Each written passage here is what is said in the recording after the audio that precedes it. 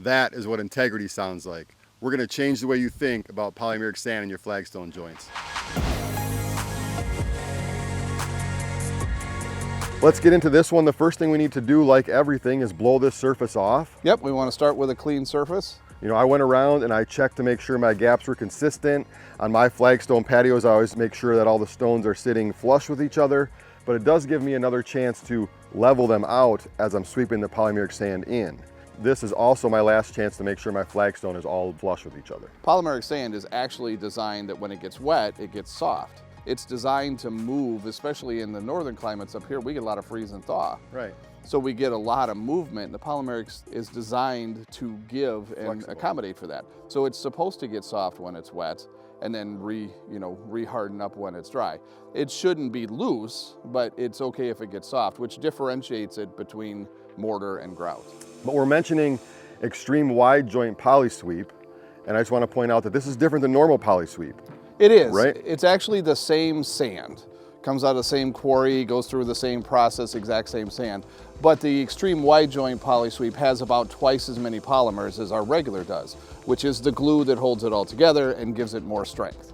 So that enables us to be more flexible with that product and get a similar look between the regular PolySweep and the wide joint PolySweep on different jobs. What are some things that we pay attention to here?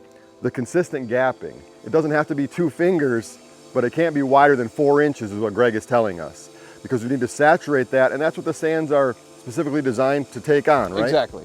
So on a regular paver, I'm gonna dump it in a zigzag pattern, not only for speed of installation, but for consistency in aggregates and polymer and everything in the mix. The only difference with Flagstone, we still wanna maintain that philosophy, but because my joints are so big here, I can actually, instead of zigzagging, I can just kind of dump the sand in the joints. Yeah, that's what I was gonna say, yeah. Yeah, But not right on the middle of a big stone. Right. We're gonna try and fill these, Yeah. but then we're gonna sweep it across. So if we can work kind of in tandem, I'll dump the bags and you can sweep them in. But at this point, we just need to get the sand into the joint so we know how much we need.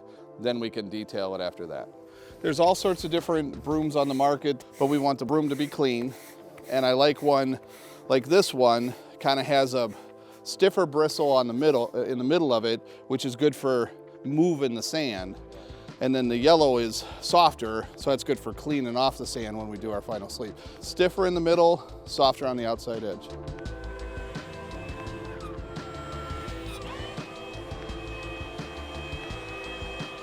I don't care about the sand height yet. We're gonna readdress that. So one of the things that's super important, because this is on open graded base, which I feel is the best way to install all types of pavers and natural stone, I have to be careful not to over compact this. If I go back and forth and back and forth and back and forth, I'm gonna pound all this sand right down into that base because it's clear stone. So because all I'm trying to do is consolidate it, I just gonna make wide passes back and forth, one pass only. So we're just gonna get back on our brooms. I like to call it a heavy broom. Yep. Right, because we're pushing that sand a little bit lower than the top of the surface. Correct. Yep. And on pavers, we would do a final sweep at 45 degrees.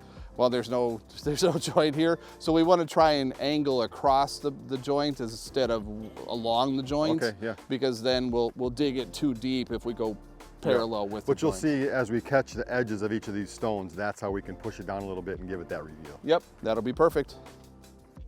All right, now that we got that sand all swept in here, we got the height set up that we want, Greg, what's the next step? The next step is the watering. And as we continue to talk about, that's the most important step. So with PolySweep, we recommend 3 waterings. I like the fan setting. It gives me a lot of control, or the flat setting. And the first watering is just gonna be just a light watering. All we're doing is breaking the surface tension on that sand and better preparing it to accept more water. Again, the goal is to get that joint saturated top to bottom. With these wider joints in the flagstone, we're gonna need more water, which means we're gonna slow down on the second watering and slow down on the third watering, and then we're gonna test the joints and see if we're saturated top to bottom. Yep. And if you guys remember, when we started this process, when we started hanging out with Greg today, we talked about the #1 failure being not watering enough. One of the ways to tell that you have enough water on the second and third waterings is you can see this water sitting on the surface. So we're looking for the water to just start to accumulate in that joint, and then we move on. It's very similar to how we keep the sand down below the chamfer on the side of a paver. Exactly. Is what I just realized, right? Yep. We're giving it that valley for that water to sit in a little water bit. to sit in. All right, so we're gonna do the third watering here, which is very, very similar to the second watering. Slow, fan or flat setting, and we're watching for that water to accumulate and sit on top and soak in. Well, you can see that we've made fully sure that this is saturated from top and bottom, right? By taking our time with those second and third waterings. Correct. The next step is actually to verify that. Okay.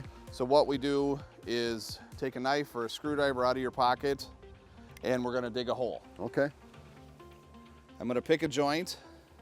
I'm gonna stick my knife down in there, and I'm gonna see if the sand is saturated top to bottom. And how I can tell is because that sand column is standing up on its own. So once we're done, we're verified that, I'm simply gonna tap that sand back into place. I try not to get any on my adjoining pavers, but I just tap it into place and we're good to go. Whenever we put water on a project, whether it's the end of the day, we're blowing off the dust, the dirt, and everything, if you put water on a project, always blow off the excess water. And I know some other sands on the market say you don't need to do that.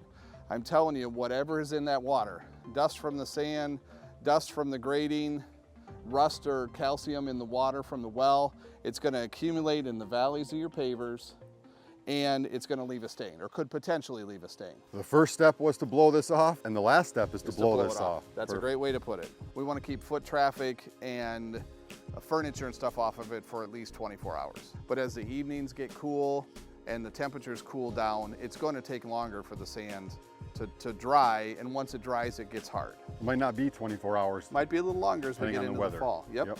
So many benefits to polymeric sand. The biggest benefit for me is it sets me up for success on my 2-finger joint flagstone. So we gave you a few tips and tricks out here, but to dive into that full tutorial on the website, check out hardscapementor.com.